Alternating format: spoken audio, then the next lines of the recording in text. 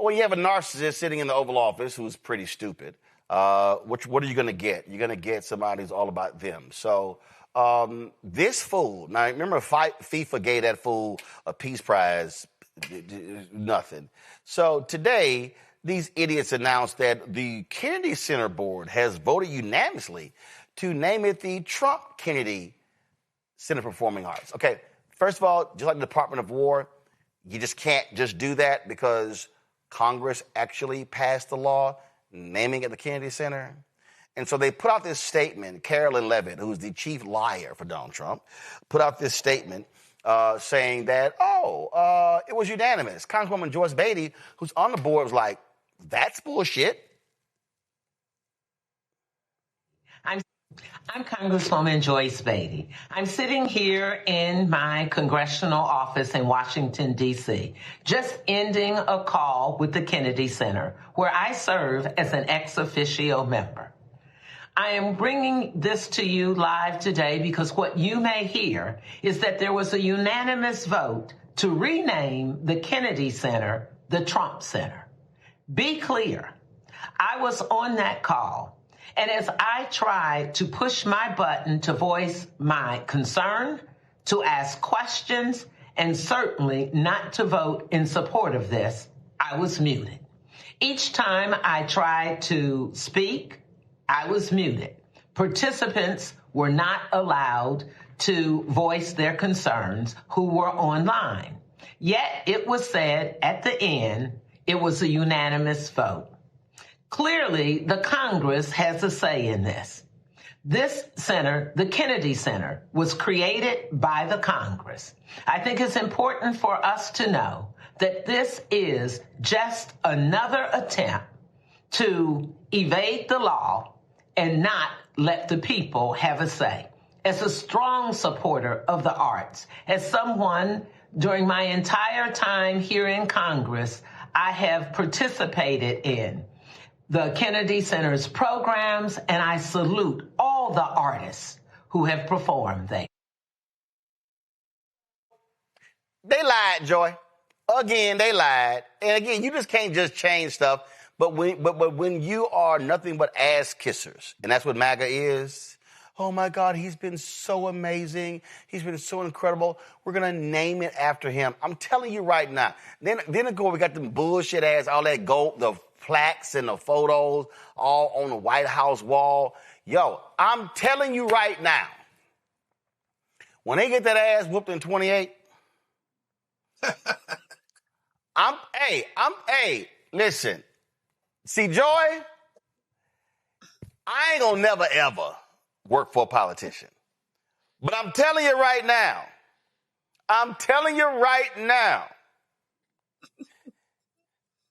if it's President Westmore on January 2029, if it's President somebody else, I'm going to have somebody at the White House with a big-ass trash can.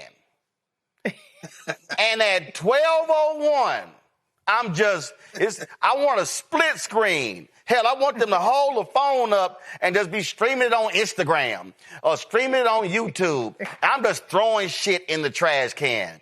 I'm sitting here, I'm like, take all that shit down. I'm sending somebody over to the Peace Building.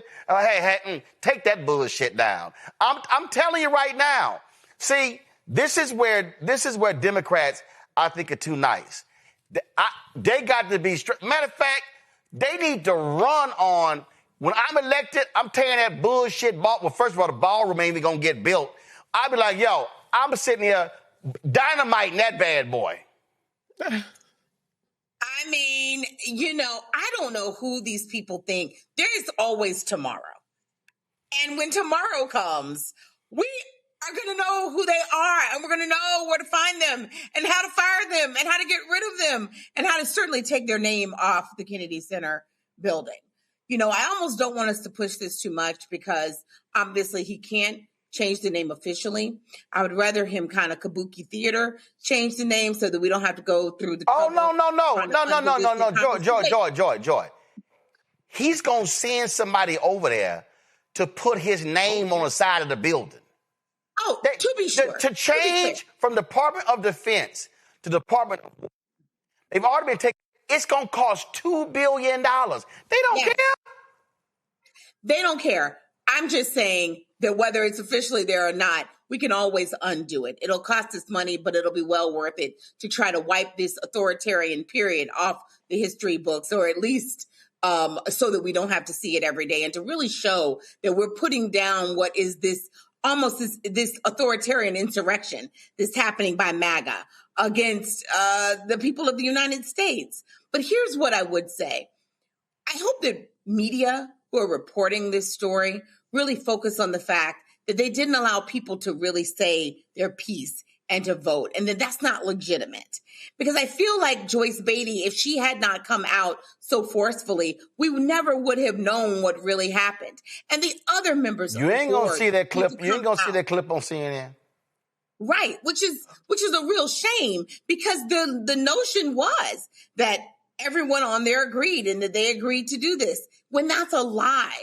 And so much of this is a lie. What is true is that the Kennedy Center is in financial strain. The Kennedy Center has had a decline in subscriptions, a decline in shows wanting to come there, a decline in audiences. No business could do this work and be sustainable. Hell no. Hell no. What is great, however, is all the other theaters. I'm a theater goer. On Sunday, I'll be at the Shakespeare Theater watching Guys and Dolls. Yep. All theaters. I was at a theater last week. They're brimming with we ain't got to go there. We ain't got to go there. Reese, I'm telling you right now. Y'all remember 5 years ago? Matter of fact, it's almost to the day. It is to 5 years. This is the 5th anniversary of Kyrie Irving burning sage at the Boston Garden. This is exactly what I will be doing to every federal agency, Reese. When, we removing all evil, nasty ass spirits. And then we firing everybody on every board, every commission. We ain't even waiting till the following week. Everybody getting fired day one.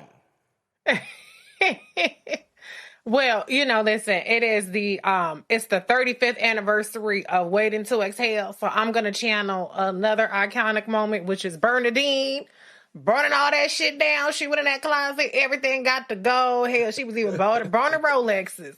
That's the kind of energy that we need to have when it comes to undoing, dismantling every bit of damage and carnage and vanity and ugly ass tacky decor that this man with his illiterate self who has to talk about what he wants people to type out because he can't barely fucking write or read. Take all that shit out. Take all of it out. Don't leave nothing up there. I don't care if you do like it. Still take it out. But what bothers me so much about what he's done to the Kennedy Center is not just the naming of it. I'm actually, as disgusted I am by it, I'm happy that it will be so blatantly obvious that this man has put his grubby, degenerate, funky ass hands on the institution so that everybody knows that it's illegitimate. But it saddens me that it is now an illegitimate institution when it was a beacon of cultural inclusivity in our country. Roland, we were sitting up there grooving and dancing before Trump was in office at the Kennedy Center with Club Quarantine in January. He has stripped from the people of D.C., the people of the United States, a place where you could affordably and oftentimes for free take in world-class culture, world-class plays, concerts, comedy, youth programming. He has taken that away the same way that he has taken a hatchet to all kinds of cultural institutions throughout this country. And so as we talk about the disgusting renaming that he has added his degenerate self to, we have to also talk about what he has actually done to bastardize the Kennedy Center and all of our cultural staples in this country. Absolutely. And what's crazy, Greg, is that that was a D.C. family, 47 years. They made the Kennedy Center ribbon and medal. This is a photo of them. Well, Stuck on Stupid is so arrogant that he decided to say, "Oh no, we're gonna just redo it." Same thing. Toss that damn metal in the trash can and bring the woman. I'm telling you, listen. We got to deal with 3 years of this scumbag sitting in the White House. But what I keep trying to explain to people, Greg, this is not a moment for folk to just be sitting there pissed off, mad, and upset. This is mobilize, organize. If you cannot stop him because he's going to be sitting in the White House for 3 years. Oh, but you can take the House. You can take the Senate. This is all hands on deck. This is absolutely maximizing every single vote.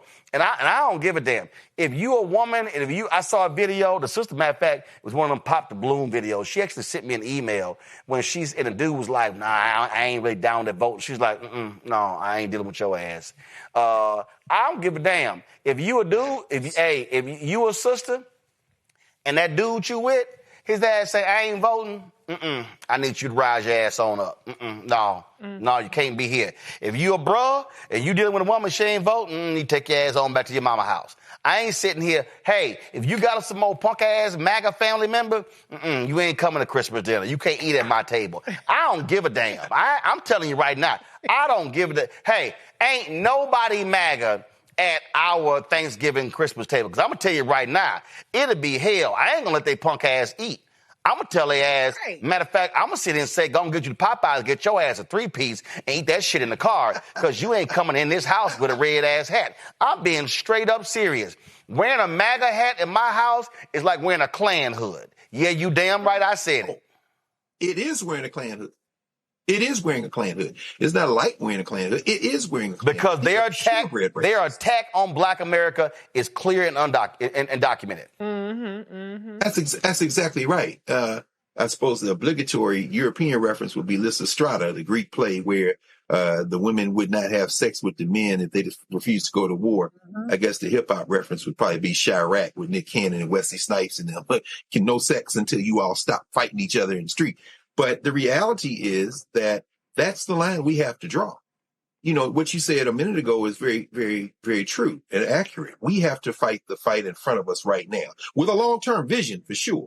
I agree with you, Reese. We need a project 2028, a project, 20, whatever, 32, whatever. But we have to fight that fight in front of us and advance moment by moment. If Ken Martin is serious, like you said, Joy, you got to invite Mom Donnie, you got to invite Afton Ben. You got to sit down and have a conversation. Bring in Spamberger, but bring in Westmore if you're serious. But we know we've seen this show before.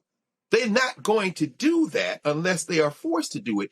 And here's where I'm with regard to the Kennedy Center. And everybody can read this for yourself. If you read 20 U.S. Code section 76 I through L, you can see for yourself the statute authorizing the Kennedy Center. And you can see the public law that preceded it, because remember, they were going to build a national cultural center for the arts anyway. And John Kennedy was raising money. And then he's killed in November 1963. The following year, Lyndon Baines Johnson is the one who signed the law. But before that, the public law said, whereas the statute had already been floated to call it the National Cultural Center, they explicitly put in the statute everywhere in here where it says National Cultural Center, you would now replace it with John F. Kennedy. Bozo can't do it. Now, but here's the problem. What you said is true. Bring in the sage, bring in the construction team, bring in, but the cover story of this month's Mother Jones got a picture of John Roberts, that punk ass. And they got fingers pointing at him and says, all John Roberts' fault. Here's what you can't predict and you can't guarantee. The very same thing that they let Donald Trump get away with, when you go in there and say, take that shit off the wall, they go into court and do not guarantee that these fascists, the MAGA 6, won't try to figure out a way to say, and herein lies the real issue, what we're facing right now. They are taking a jackhammer. I'm talking about that punk ass Russell Vogt. I'm talking about Kevin Roberts, who's got a whole ass insurrection now at the Heritage Foundation because all this anti-Jewish stuff his friend Tucker Carlson is doubling down on, and he's with him. Now the board is splitting, the donors are scrambling. The point is that they are taking a jackhammer to the institutions. Now, it may seem like, okay, all this can be reversed, but never underestimate the motivation of a good white supremacist. Remember what Susie Wild said in Vanity Fair about Russell Vogt. He's a full-ass ideologue. He's a zealot. So please, don't underestimate the Supreme Court. Don't underestimate John Roberts and them, certainly not Alito and Thomas. They could turn around and say, President Moore, you can't take it down. Why? Because we said so. Bottom line is, y'all, take him out at the ballot box. And as far as MAGA are concerned, y'all can kiss my ass. This will always be known as the John F. Kennedy Center for the Performing Arts. It is not the Trump nut house. That ain't what it is. This is your chance to own a piece of the creator economy. And with Start Engine, investing in Fanbase couldn't be easier. Just visit startengine.com/fanbase and click Get Equity. Opportunities like this don't stay open long, but your investment can help build a platform that pushes the future of social media forward.